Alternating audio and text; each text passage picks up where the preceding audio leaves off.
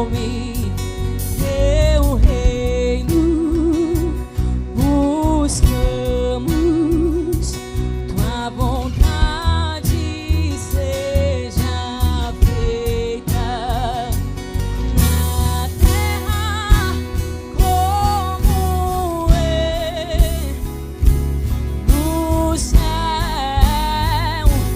Deixa o céu descer na terra como é no céu. Deixa o céu descer. Deixa o céu descer. Deixa o céu descer. Deixa o céu descer.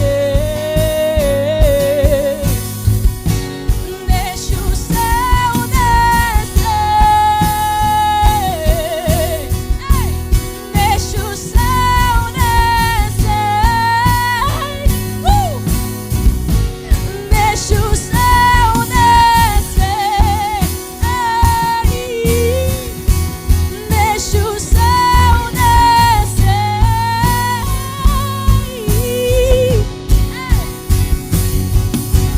Teu é o reino, teu é o poder, tua é a glória pra sempre. Amém.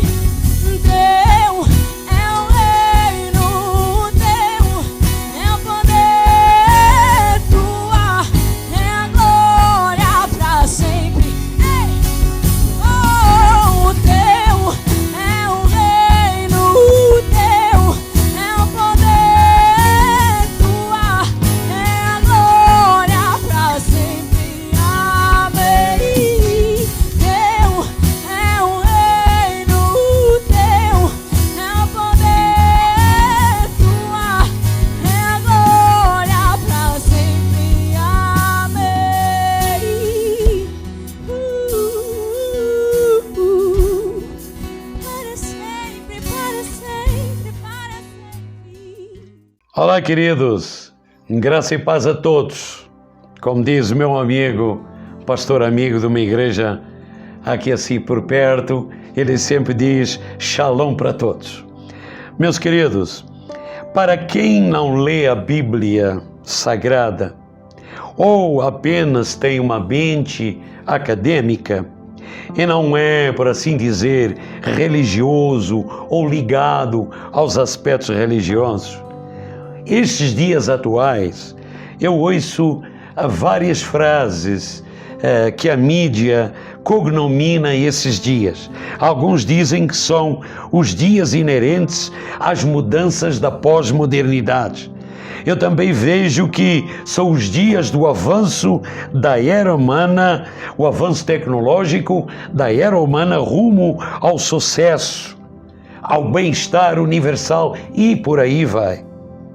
O que eu quero salientar como início de conversa, para quem me conhece, dispenso apresentações, é um privilégio estar falando convosco aqui esta noite.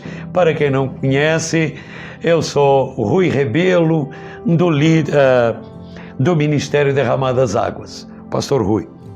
Para o cristão que lê e estuda a Bíblia, para o cristão que lê e estuda a Bíblia, repito novamente, entende-se que a gente está vivendo esta fase final deste período sendo um período profético, onde o tempo em que estamos vivendo e as mudanças que estão sendo requeridas para ser feitas, nós vemos que, associando com o que já foi profetizado, estão sendo mudanças destrutivas no comportamento e no estilo de vida que nós observamos.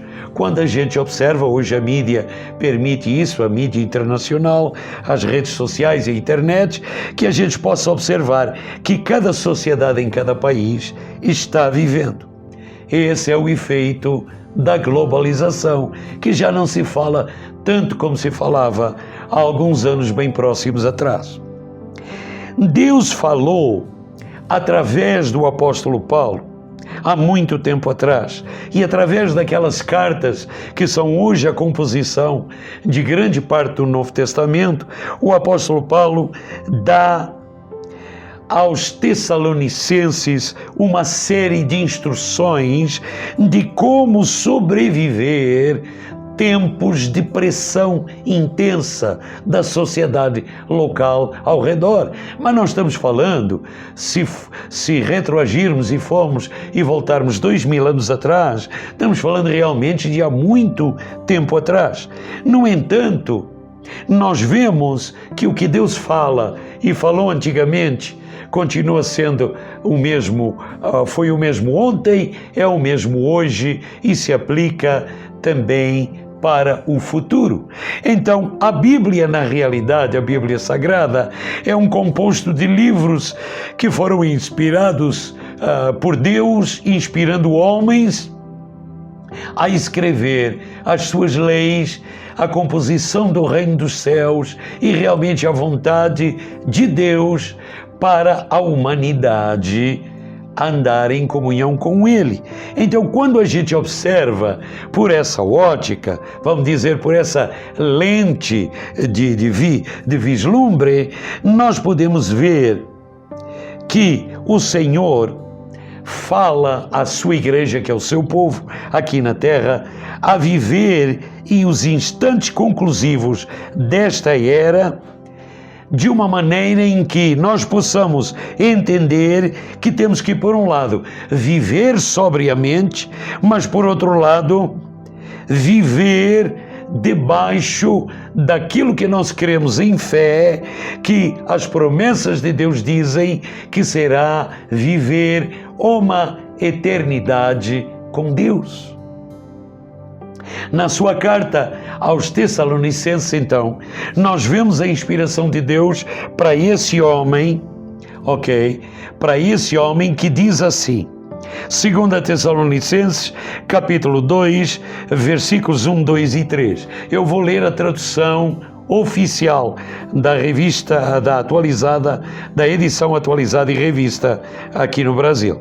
Irmãos, no que diz respeito à vinda de nosso Senhor Jesus Cristo e à nossa reunião com Ele, nós vos exortamos que não vos demovais da vossa mente com facilidade, nem vos perturbeis, quer por espírito, quer por palavra, quer por epístola, como se procedesse de nós, supondo tenha chegado esse dia do Senhor.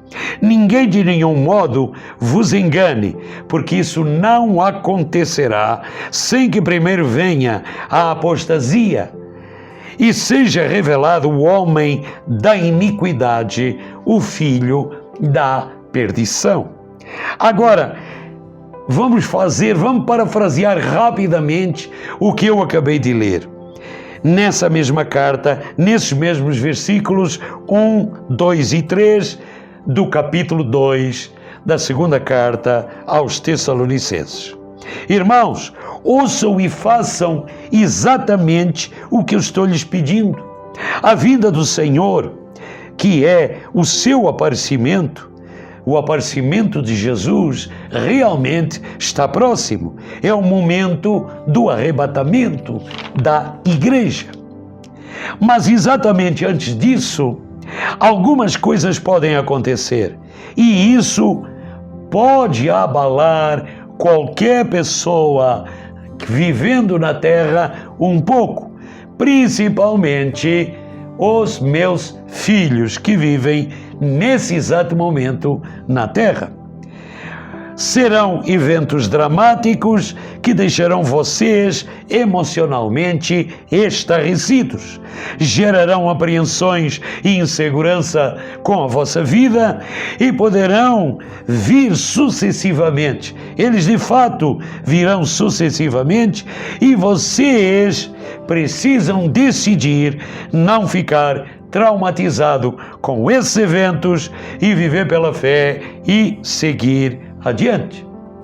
Então, eu parafraseei o que nós, de uma forma clássica, lemos na segunda carta do apóstolo Paulo aos Tessalonicenses, no que ele dizia para as igrejas daquele tempo, há praticamente 2000 anos atrás. À luz destas coisas, então, neste momento, a todos vós que me escutam, eu os incentivo a não permitirem também, ao ouvirem o que eu tenho para dissertar, esta noite, que qualquer pessoa tire vantagem de vocês, porque vos asseguro, e tomara que ao final desta reunião, desta dissertação da mensagem da Palavra de Deus, vocês possam dizer: Senhor, estamos contigo. Sim, meu Deus, conta conosco e que tu nos ajudes a avançar e a projetar o teu reino dos céus, mesmo através de todas estas circunstâncias que nos pressionam ao nosso redor.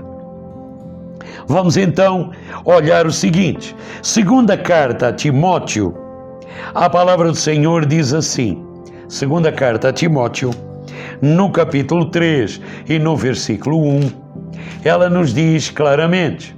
Preciso mais adiante, talvez em uma outra mensagem, vos dar mais detalhes disto que eu vou ler agora rapidamente. A palavra de Deus diz, 2 Timóteo 3:1, sabe, porém, isto, que nos últimos dias sobrevirão tempos muito difíceis.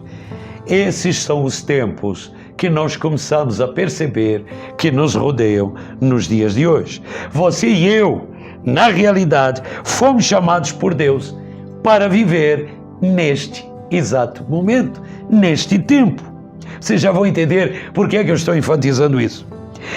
Se nós não percebemos que realmente, se vivemos nesta era, onde determinadas pressões estão complicando a nossa vida, nós, de fato, não vamos perceber que é mais importante o que Deus tem para nos dizer, como nos protegermos e como é que nós vamos sair ilesos desse processo, embora à nossa volta possam haver situações e ocorrer situações dramáticas, nós vamos ver o quanto o Senhor nos ampara e guia os seus filhos que vivem numa época como esta que nós estamos vivendo. Talvez alguém diga: como é que você tem certeza disso que tu está falando? É que, olhando o Antigo Testamento, olhando os 39 livros do Antigo Testamento e grande parte dos 27 livros que compõem o Novo Testamento, não há uma única folha aonde Deus registra que os seus filhos aqui na terra não foram sobrenaturalmente auxiliados e amparados quando se tornava emergente isso acontecer. Claro, existem registros aonde, diante desobediências e afastamento de se ter comunhão com Deus, a maneira com que a oposição de Deus se aproveitou desse distanciamento das pessoas e criou também algum caos ao longo dessas eras passadas. A Bíblia registra isso,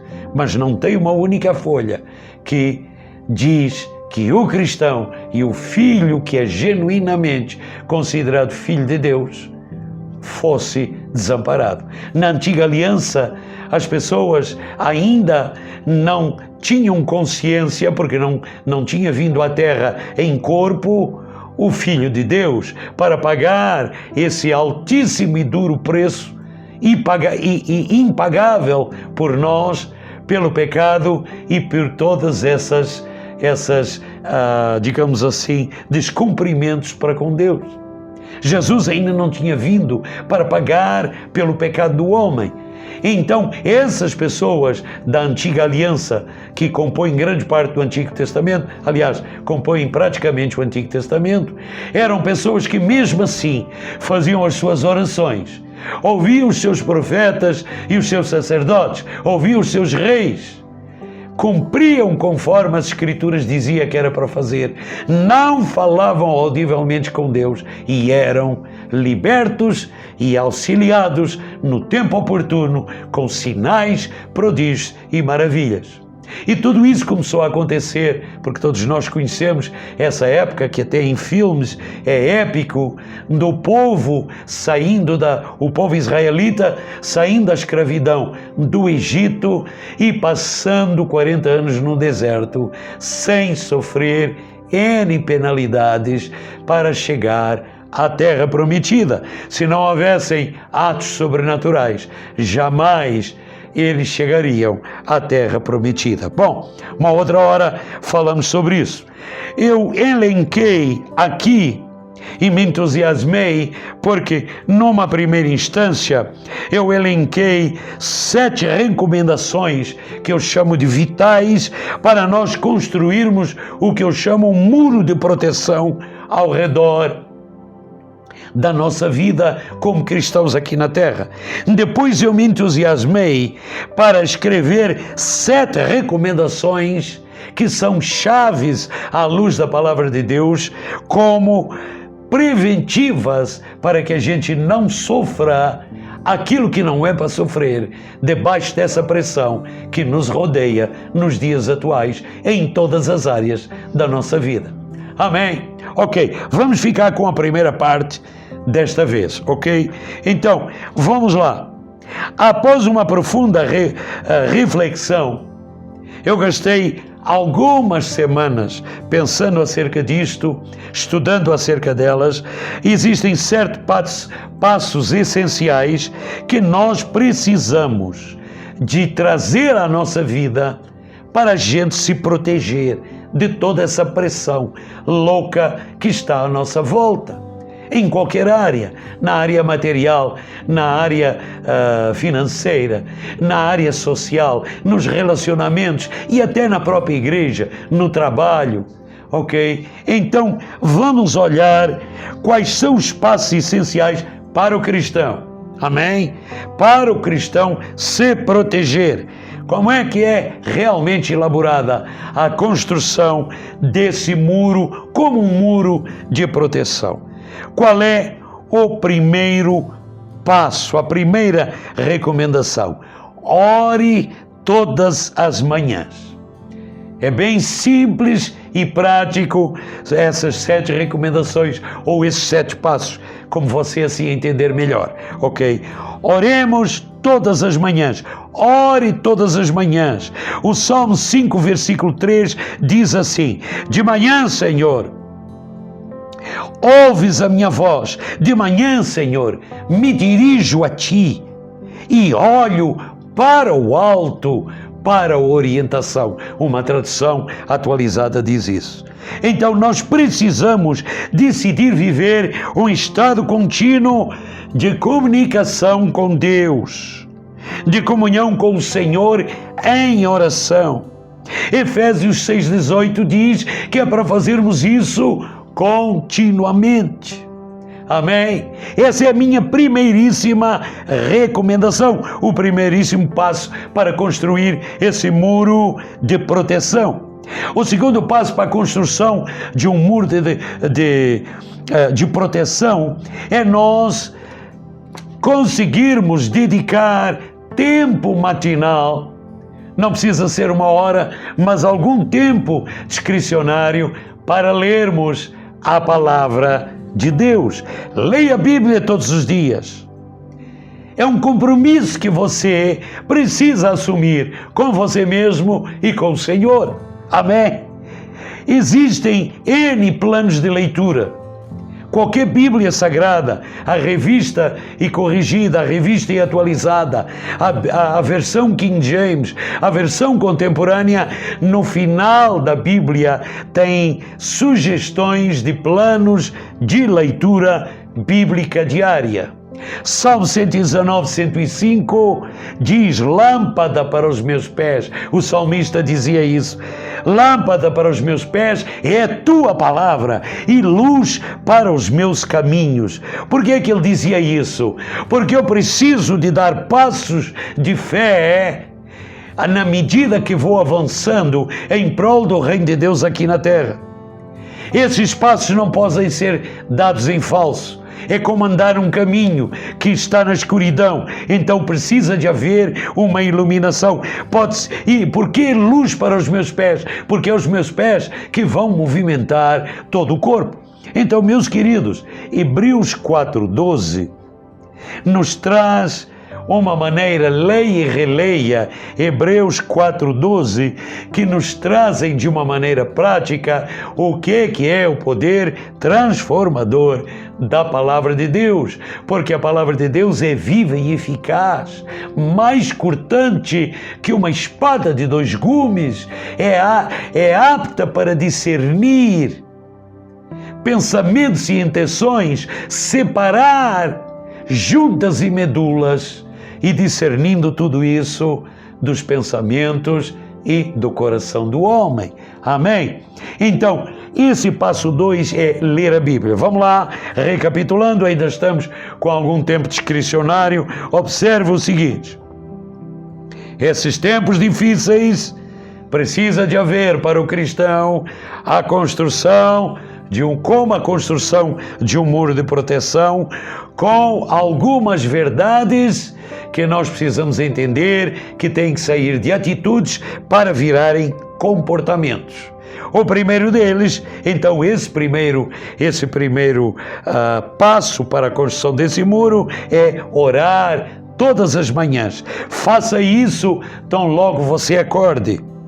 E leia algum salmo e fique em adoração ao Senhor diante de algum tempo. Depois, o passo 2 é ler a Bíblia diariamente. Recomendo nesse vosso plano de leitura bíblica que você comece a ler as cartas do apóstolo Paulo e os 4 evangelhos, porque isso tem a ver com a nova e superior aliança que o Senhor fez com a sua igreja. Está lá escrita em Hebreus 4, em Hebreus 6, está escrita e dita pelo próprio Senhor Jesus nos Evangelhos, porque somos a única geração aqui na face da terra em que o Espírito Santo vive em nós pelo novo nascimento que houve nas nossas vidas, proveniente de arrependimento e confissão de pecados, e sobre nós Ele vem para que nós possamos auxiliar o próximo a receber o melhor de Deus também. Ok? Passo número 3 para a construção desse muro: confesse. Se você errou, se você pecou, confesse rapidamente esse pecado, essa falha, e receba a purificação pelo sangue de Jesus. O que diz? Isso tem que ser como um plano estratégico. O que diz Provérbios, capítulo 28, versículo 13? O que encobre as suas transgressões jamais prosperará, mas os que as confessa alcançará sempre misericórdia. A palavra do Senhor diz em 1 João 1,9: se confessarmos nossos pecados a Ele, Ele é fiel e justo para nos perdoar e nos purificar de toda a injustiça. Maravilha! Confessar é dizer, confessar é declarar. Não adianta a gente ficar com algo que a gente se autocondena, que Deus já sabe, mas que os nossos lábios não proferiram isso para Ele. Revele isso para Ele e siga em frente. Amém? Passo número 4 para a construção desse muro: vista-se com a armadura de Deus. A palavra de Deus tem que ser como uma armadura. Efésios capítulo 6, versículo 11, Paulo dá o exemplo da armadura romana: capacete da salvação, cinto da verdade, couraça da justiça, espada do Espírito, escudo da fé, calçando os pés na preparação do Evangelho, embrançando a lança do Espírito, que está subentendido, orando o tempo todo para que outros possam avançar no Senhor. Então faça, ouçam bem, façam da palavra de Deus uma armadura, ok? Vista-se com ela, é como vestir ela. Uma armadura vem por cima de algo que já tem roupa, vem por cima de algo do corpo e alguma roupa que está interna, e a armadura vem por cima.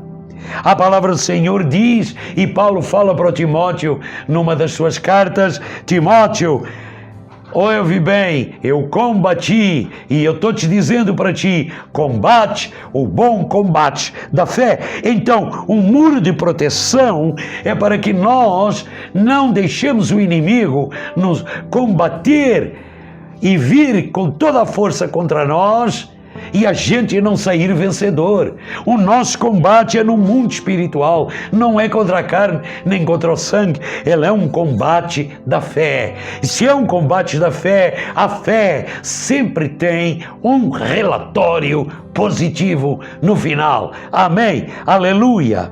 Amém? Aceite que há um combate a fazer. E esse combate, você não será perdedor, você sempre será vencedor.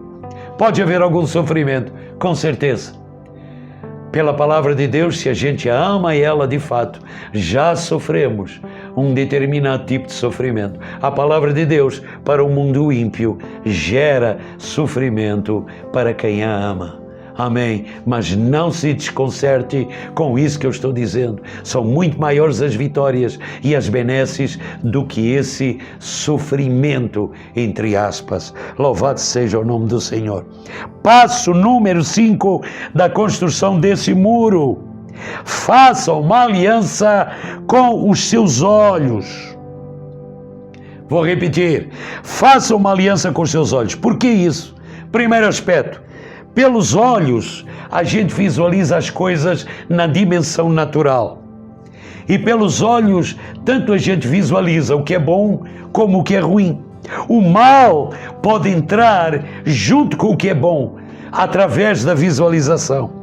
Precisamos, de uma vez por todas, delimitar, ou, se conseguirmos, totalmente eliminar nosso tempo de TV, da TV e dessa mídia comercial, nosso tempo com o nosso celular e o que passa da internet através desses aparelhos, através dos jornais e outras mídias que trazem notícias negativas.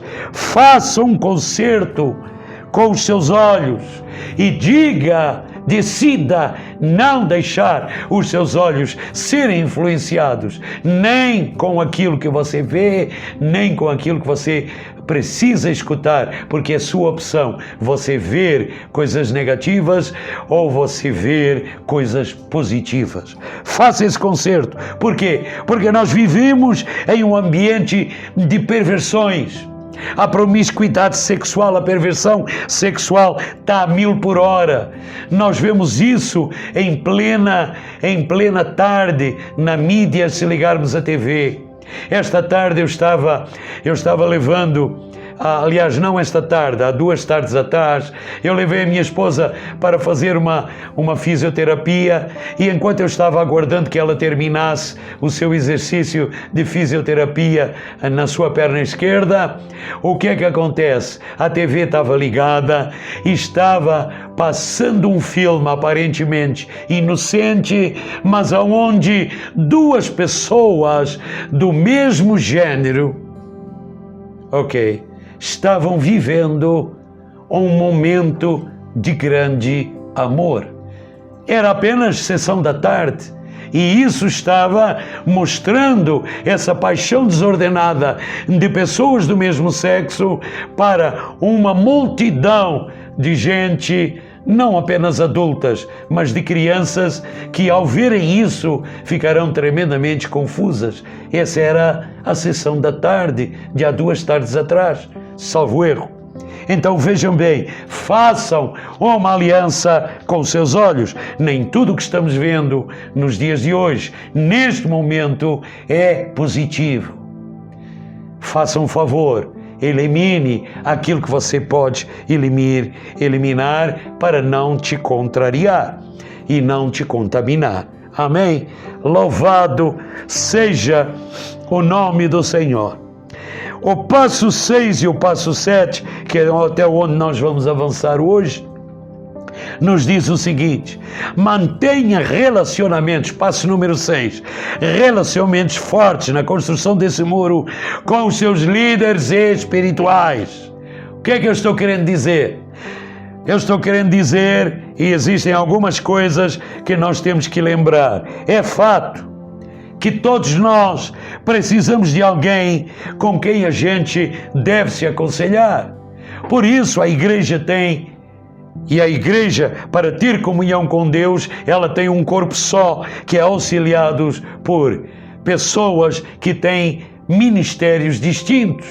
São os dons do ministério: apóstolo, evangelista, pastor, mestre e profeta. Então nós precisamos entender que todos precisamos de alguém para nos aconselharmos, alguém, vamos dizer assim, entre aspas, prestar contas espirituais. Nunca o Senhor diz na palavra de Deus, em nenhuma das suas alianças, muito menos na nova aliança, que nós temos que viver isolados e não temos que dar satisfação para ninguém. Provérbios capítulo 11, versículo 14 diz assim: não havendo sábia direção, cai o povo, mas na multidão dos conselheiros há segurança. Provérbios 24, 6 diz: esta é a vitória de quem se aconselha com o seu líder. Amém? Pode ser o seu pastor, pode ser o seu obreiro, pode ser o seu amigo, pode ser alguém que, além dos laços familiares, junto consigo, ora consigo, e te dá cobertura espiritual. Mantenha relacionamento forte com os seus líderes espirituais. E quando nós falamos de liderança espiritual, não é para haver submissão e subserviência, é para haver submissão de quem? Submissão com humildade, ou seja, submissão quer dizer estarmos debaixo de alguém com a mesma missão. Subserviência é diferente. É praticamente nós entendermos que manda quem pode e obedece quem tem juízo. Uma maneira prática de explicar, eu não quero entrar nesse ampla explicação agora desse conceito, mas vocês já entenderam o que eu quero dizer. Então, lembremos-nos, manter relacionamentos fortes com os seus líderes espirituais é andar em amor com o próximo. Mateus 22 diz claramente, o Senhor disse: ama o teu próximo como a ti mesmo, e ama o Senhor seu Deus acima de todas as coisas, de todo o teu coração, de toda a tua alma. Amém? Louvado seja o nome do Senhor. Esse é o primeiro fato de mantermos relacionamentos fortes com os nossos líderes espirituais. Tem que fazer isso continuamente, diariamente. E o segundo fato é que sempre, todos nós, precisamos de ter alguém em quem confiar e falar. Por quê? Confiar e falar é igual a termos a alma tratada. Eu preciso sempre de ter alguém em quem confiar e falar, porque Deus não nos disse que nós éramos para viver essa nova aliança separados uns dos outros. Hoje, por uma série de circunstâncias, temos que viver distantes, até a quilômetros de distância, para servir ao Senhor em ministério A, ministério B, mas dentro do possível temos que estar juntos fisicamente e não apenas em espírito. Atos 2,42 diz que a primeira igreja, há 2000 anos atrás, tinha esta grande característica: unânimes no partir do pão, na doutrina dos apóstolos, na comunhão e nas orações. Estavam sempre juntos, repartiam tudo uns com os outros. Amém? Então, esse é o passo número 6 que constrói esse muro de proteção, ok? E o passo final, número 7, é nós frequentarmos fielmente uma igreja, um ministério ou alguma estrutura bíblica que ensine verdadeiramente a Bíblia Sagrada.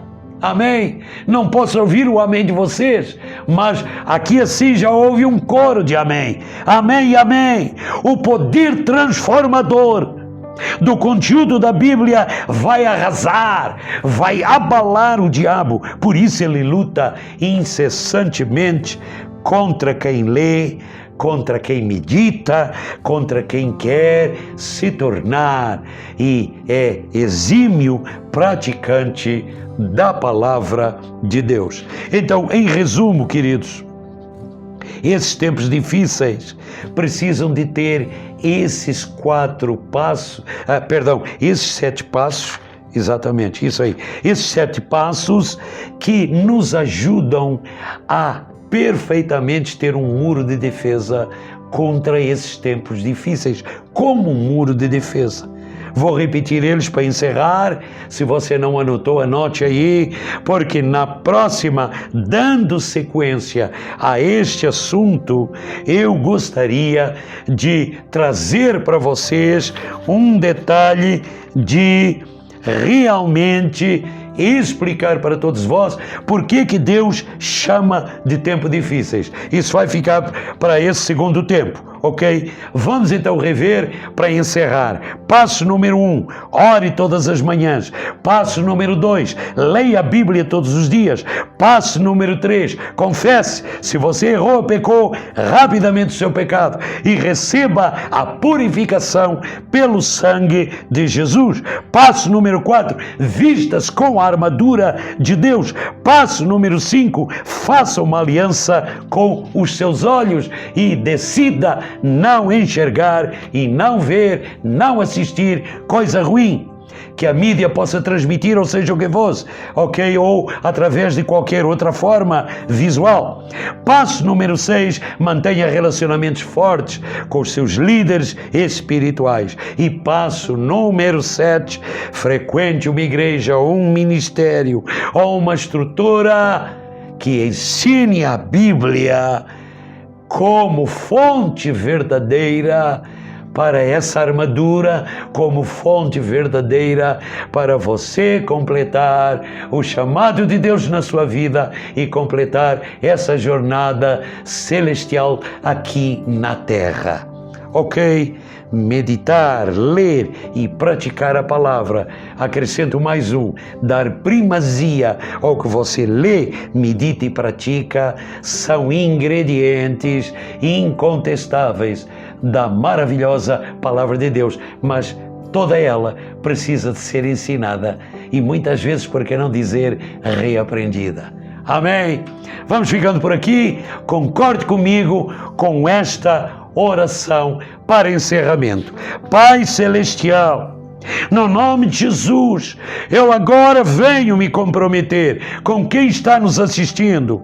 Senhor, eu desejo orar todas as manhãs da maneira que foi falado.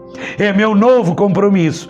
Ler a Tua palavra todos os dias é meu novo compromisso. Confessar rapidamente pecados, erros e falhas, se isso ocorrer, para receber purificação pelo sangue de Jesus. Senhor, ajuda-me a fazer uma nova aliança com os meus olhos e a enxergar apenas aquilo que constrói, para que o meu coração possa ter um bom comportamento.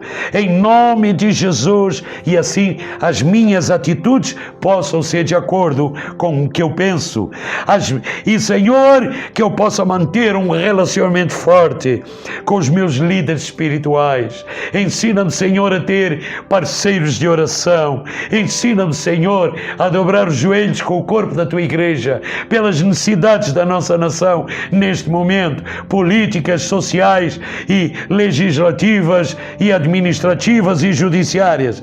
Pai, ajuda-me, Senhor, a ser em prol do próximo um que dobra os joelhos, para que a necessidade dele ou dela possa verdadeiramente ser atendida e não possa haver tanto sofrimento. E Pai, verdadeiramente, que o teu poder transformador seja o conteúdo, seja sempre o conteúdo da tua palavra que é ensinada, porque nós estamos comprometidos, Senhor, com um ministério que é o teu corpo, que é a tua igreja. Esse ministério derramar tem um compromisso, tem alvos distintos e tem, Senhor, acima de tudo, o desejo de te honrar e te exaltar acima de todas as coisas. Amém, amém e amém. Se você concordou comigo com esta oração, creia, veja esse vídeo novamente e creia que realmente o Senhor te ajudará a construir esse muro de proteção. Nos vemos mais tarde para a segunda parte. Que Deus abençoe grandemente. Amém, amém. Até breve.